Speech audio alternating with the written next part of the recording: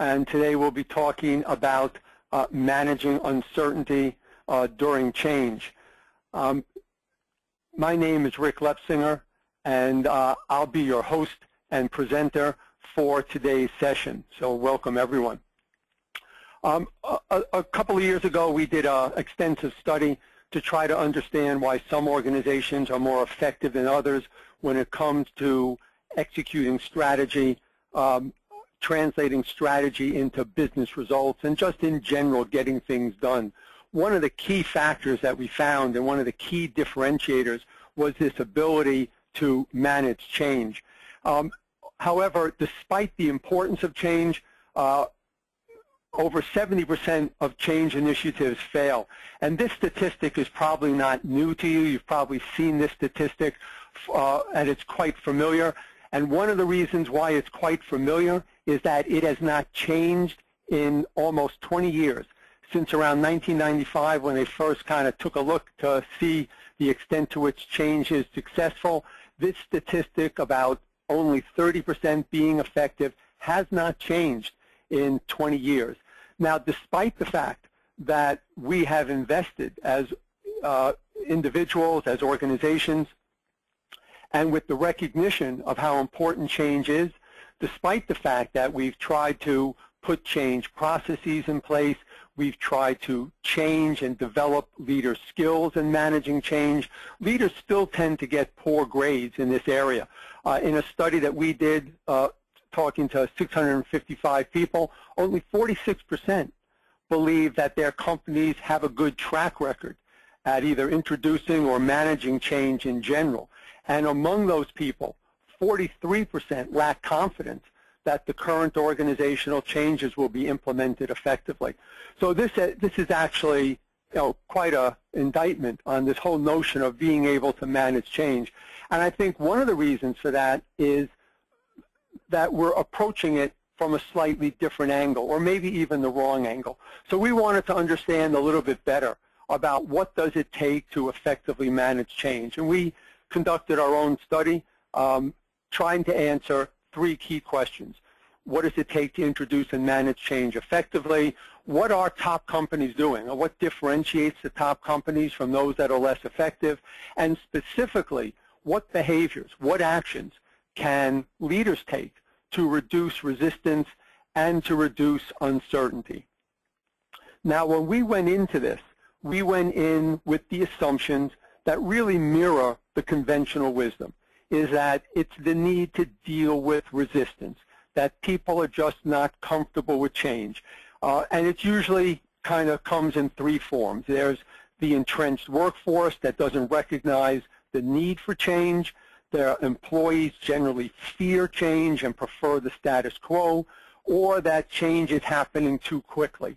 And these are all the drivers of resistance. And actually what we found was quite surprising and quite different.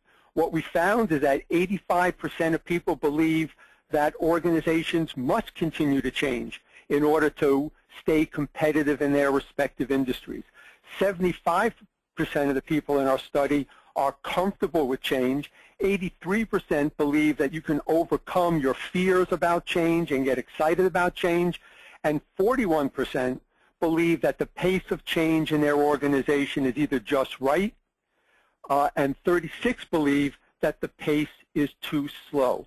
So from our standpoint, the issue is less about resistance than it is about uncertainty. And we believe that success related to managing change is the ability of managers and leaders to be able to answer 5 key questions. Why is the change necessary? Why is it important? What will I be expected to do? Will I be able to do it? How will we manage the transition? And where are we in the process? So not necessarily in this order, but these are 5 key questions that tend to drive uncertainty and what appears to be resistance. But again, it's not so much people don't want to change, it's more that they may not be ready to change or comfortable or confident in their ability to change. On the managing the transition and on the status side, what we found is that it comes down to really just basic common sense. This whole thing about managing the transition and helping people know where you are in the transition really does come down to common sense. So first, on the planning side, it's the identification of obstacles to implementation and actions to address the obstacles. Now, frequently this is done, but not necessarily always communicated to people, so people have a sense that there has been some thought put into what might go wrong and some preventative or contingent action to prevent those things or minimize their impact. The next two tend to be less frequently done, ensuring that adequate resources are available. With the pace of change and with so many things being seen as critical, mission critical, #1 priorities, organizations tend to overreach. And although everything tends to be important, many of the change initiatives are not adequately resourced, or they tend to shift resources from one project to another. So for instance, I did some work in a technology company that was wondering why their initiatives were falling short, and it didn't take long to realize that every time they introduced a new initiative, they would divert resources from the previous ones, even though they weren't finished yet, to start to staff and implement the new initiative. And the new initiatives got a little energy, but the previous ones started to lose some momentum. So the idea here is making sure that you're resourced adequately, which implies some sense of prioritization or putting change initiatives in the queue. The second thing on the planning side that causes problems is being realistic about what can be accomplished.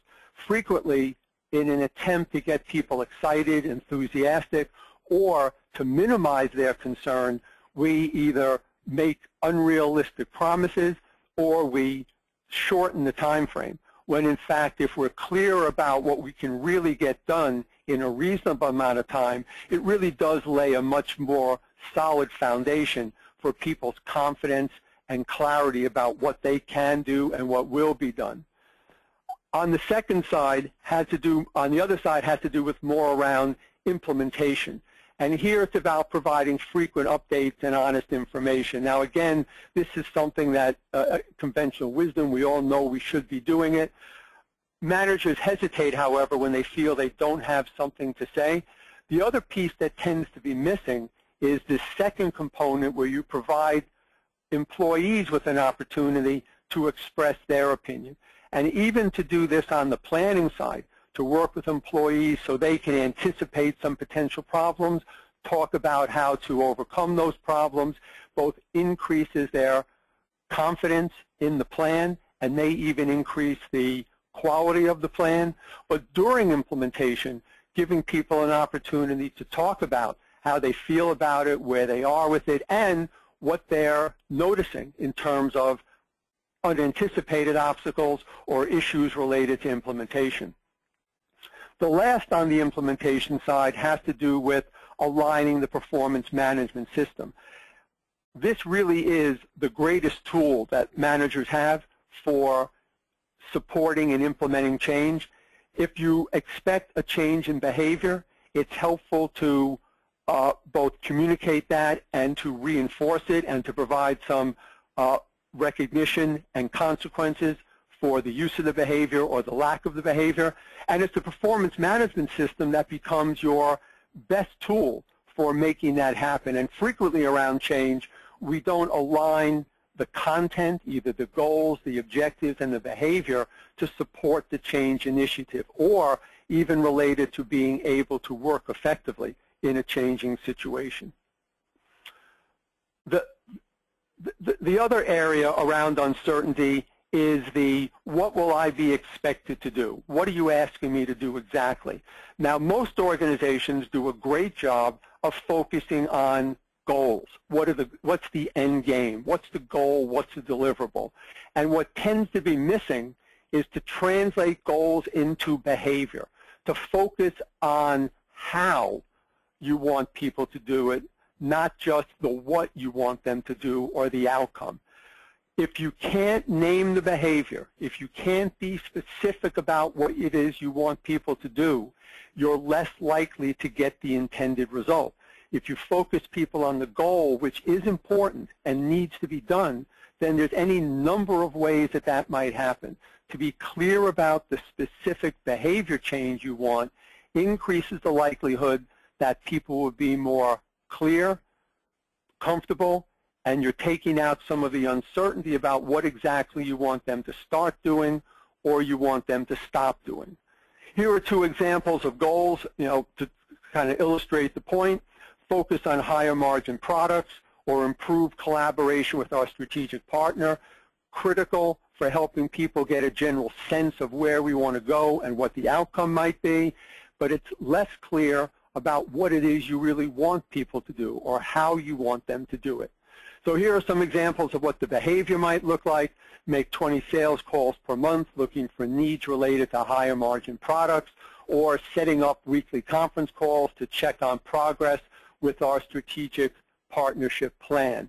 Here again, you're trying to be specific about what you want them to do differently, what you want them to stop doing, what you want them to start doing, again, to take out the uncertainty about what it is you want me to do.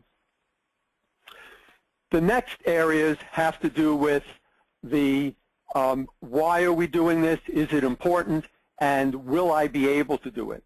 And it's interesting that we can learn a lot from the efforts and attempts to change addictive behavior. And a lot of the information and the model that I'll share with you comes out of that sort of therapeutic community. So one of the things we've learned, and again, well, the basis of it really is, if you can change a behavior like, with drugs or drinking or smoking or food, if you can change those kinds of behaviors, then some of the behaviors you're trying to change on the job seem rather benign, seem rather straightforward. So we went to look at this community around changing addictive behavior. And here's what we found. One of the things we found, and this is a key premise, is that people change when they're ready to change, not when they're motivated to change. And if you think about, let's just take smoking as an example, you see a lot of commercials on TV about the impact of smoking, and they have some very graphic commercials about the results of smoking and what can happen to you if you smoke, yet there are still people who smoke. It's not about motivation. People kind of know we should. I should stop doing that, or I should start doing something different. But it's really about getting people ready to change. The other thing that we found is that you don't move from not being ready to all of a sudden being there. It's not just a leap from I don't want to and now I'm ready to, but it's progressing through 5 levels of readiness. And the other piece about this is that you actually have to move through all 5 levels. Some people move quicker than others, but everybody moves through all 5.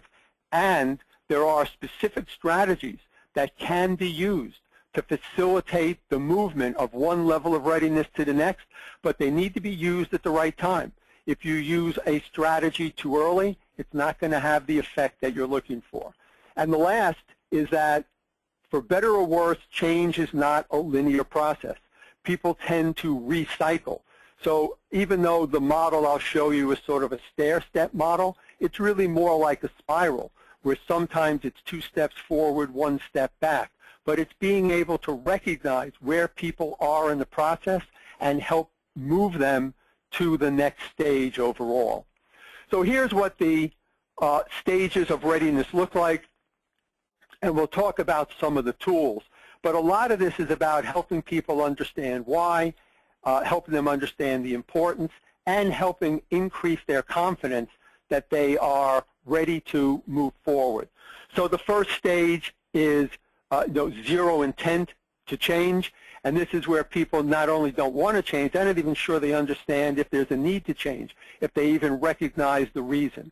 They then can move to contemplation of change, where they're starting to consider some of the information, they're starting to think about what it might take, what it might look like, and then after a while they're ready to move to planning and prep, where they actually start to prepare and think about making the change, where they move to visible action. Now, what's helpful to understand is that in stage 2 and stage 3, you can spend a lot of time in stage 2 and stage 3. And there are some people who spend, at least on the those of you who are trying to either exercise more or quit smoking or something like that may spend months in the contemplation, planning, and prep stage. The job of the manager is to try to accelerate people through this stage in a meaningful way. The visible action is where people first start to demonstrate the behavior, and what's important here is that just because you observe the behavior doesn't mean that it sticks. People might fall back, but you still want to reinforce and support the behavior at that stage until it becomes a habit. And all along the way, you're reinforcing what we call change talk. And I'll say a little bit more about that, but that's where you're getting the individual to talk a little bit about why this change is important and the extent to which they believe they can do it. And this is where that comes from. To a great extent, the behavior of the leader has a tremendous impact on people's readiness and their willingness to move forward with the change. What we found is that a reflective, empathetic style works much better than a directive, authoritative one. And here's what usually happens. What generally happens is that the manager does a great job of making the business case. He really comes forward, or the organization comes forward, talks to everyone about why this change is important, how critical it is, and the extent to where we believe that you guys can make it happen. We know you can make this change. Don't worry about it. Let's go forward. The problem is that the more we do that, we tend to actually create more resistance and concern than we solve. And just the basis for that, again, going back to the clinical community, when they took a look at psychologists and psychoanalysts that were working with patients, the more the psychoanalyst kind of was directive and said to the other individual and told them why it was important and told them that they thought they'd be able to make the change, the more the other person dug in and basically made the case for why what they were doing was the right thing to do. However, when the leader or the therapist started to ask questions and to do it in a more consultative, questioning dialogue way, the other person started to basically talk themselves into why they needed to change and to convince themselves. So the idea of change talk is, rather than the leader making the case in a directive way, is to make it more of a dialogue and a conversation where the individual comes to realize and comes to understand why this change is important. So change talk is employee statement that represents the positive reasons for supporting the behavior change. Why should they be doing it? But they come to that realization rather than only being told. This helps the manager in two ways. It helps you assess where they are along that change continuum, but it also, through the dialogue, increases their readiness and their ability to move to the next stage. The more the change talk, the more the employee seriously thinks about changing, and that's the purpose, is to engage them in a dialogue, to get them to think about this whole change and why they should do it and how they should do it. And the key is to reinforce, whenever possible, this change talk and their positive change statements. So here are two tools that you can use. The first is around importance. And again, in an actual dialogue, to ask people, how important do you think making this change is? And rate it on a scale of 1 to 10. And then whatever number they give, ask why it's not lower, rather than ask why is it not higher. If you ask why is the number not higher, they'll start to focus on all the negative things about the change and why they didn't rate it higher. But if you ask why isn't it lower, they'll start to focus on all the positives and the reasons why people do need to change. The second tool is the confidence, asking people how confident are you in your ability to make this change, and on a scale of 1 to 10, and based on their answer, to ask why is it not higher, and then focus on building confidence. The idea here is to identify and understand better why they are hesitant and what they think is getting in the way, and then bringing the appropriate suggestion, recommendation, and in many ways thinking of it as a coaching intervention. So a lot of the change management can be put in the context of a coaching initiative and using some of the key coaching skills. And these are two questions you can use to drive that conversation. The second tool is a pro-con analysis. And here you're asking people to assess the change and to look at the advantages and disadvantages of staying the same, of not changing, and the advantages and disadvantages of making the change. And you really want them to honestly and straightforwardly sort of lay out this balance of why we should stay the same and why we should change, and to use this as the basis for your dialogue, for your interaction, and as part of your thinking through the strategies that you can bring to move people to the next stage. As you talk about the pros and cons, you're looking for the advantages of changing and the disadvantages of not changing, those lists to increase. And as that balance shifts, people tend to move further up along the readiness scale. The reinforcement of change talk is actually quite important as well. What you want to do is be pressing for specifics to engage people in the dialogue, especially when they say something positive. You want them to encourage them to say more and to get deeper into it. And you want to reinforce positive statements by agreeing with the insight and making appropriate comments that support the change overall. And for some people, these conversations move pretty quickly. For some people, it takes a bit of time. When you move to the action side, the time then is to say to people, let's try it, let's take a step, and then you can start to work from there as well. The key also around dealing with resistance is for the leader not to mistake when people are in the contemplation stage and when they're in the planning stage, to not misunderstand that and see that as resistance. Because part of what happens when we believe that the person is being resistant, we tend to be more directive and we tend to do more of the tell. And that really just increases people's hesitance and resistance overall. What works more effectively is the use of the importance, confidence, and the change talk questions to help people work through that contemplation and planning stage. In our study, we also asked, what really are the behaviors that make up an effective change manager? Because you always hear people say, he or she is really a good change manager, they're really effective at it. And we were interested in trying to kind of tease out, what is it exactly that is being observed? What is this person actually doing that indicates that they in fact are a good change manager? And this is what we found.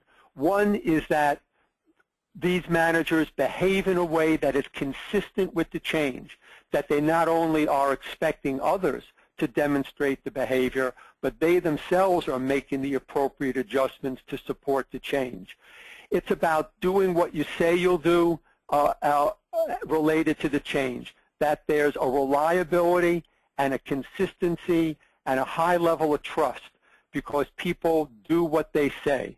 The other is around providing accurate and honest information, and here it's even saying when you don't know something is just as important as being able to share new information, but helping people understand where you are in the process and what is new. And as we all know, when people don't do that, they just tend to fill in the vacuum. The other is around the extent to which you play nicely with other managers, and are you observed to be aligned with other managers around the need for change and the implementation of change? And are you seen as being able to coordinate and collaborate and cooperate across organizational boundaries and through the levels of the organization? And the last had to do with ensuring the timing of the change is realistic. And once again, this is about avoiding the desire to get people enthusiastic or to minimize concern by saying, don't worry, this will happen quickly. It tends to be more effective to be realistic about the timing so that expectations are set. And if it's going to be difficult and take time, better to say that up front than to set the expectation that this will be easy and it'll be over in just a couple of weeks, right? And the most effective change managers actually get that and understand it. So we have some time for some questions. If anybody has, let me just see if there's any questions in there. Feel free to type them in if you do. There's one question that was sent in before the session that I have here while we're waiting to see if other questions come in or the chat comes in. One person asked that once the change has occurred, like layoffs, what can managers do to maintain employee morale and productivity, because many people are paranoid and distracted. And I think that may actually be true because they're waiting for the next shoe to drop. I think the key here, a lot of it has to do with building high levels of trust and that people believe, that you're giving them honest, straightforward information. It's also the extent to which you put the change in context. If we imply that once this change is done, we're okay. It's helping people understand that change is a continuous process.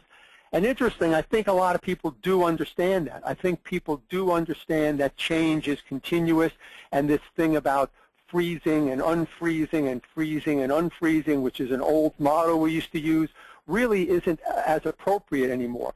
So that may also get at it, the extent to which they believe that you're sharing full disclosure, and the extent to which they understand that change will be continuous. And I also think it's the extent to which that you can remove some of this uncertainty about, is the change being managed well? What do you want people to do? Help them get ready and increase their confidence going forward. All right, I don't see any other questions either in the question side. Oh, wait, here's one, hold on. Okay. Yes, in terms of getting copies of the presentation, we can certainly do that for you, no problem at all. Let me see.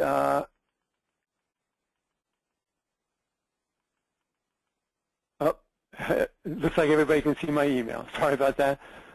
Okay. And let me see, there's another question here. When presenting a change in process, software, etc., employees move at different speeds in the process of buying in and catching on. How long is too long to wait? Yeah, I think that's actually a very good question, and it does depend.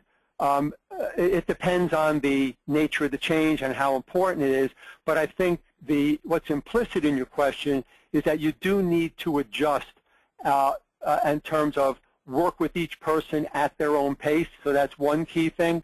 And at some point, and again, it's based on the timing of the change and the need and the extent of the change, how dramatic a change is it. At some point, you need to work with the person around when that deadline is going to be, but it really is situationally determined. It's not necessarily a 2-week or a 2-month thing. And it's also the impact on the team. To what extent might they be impacting the team? Okay, we'll make sure everybody gets a copy of the presentation, and I'm glad you want that. We'll also have a recording of this available to folks as well. Let me see if there's any others. Okay. All right. Everyone, thank you very much. I appreciate your time today, and we hope to see you at the next session. Again, thanks very much, and enjoy the rest of your day. Bye, everyone.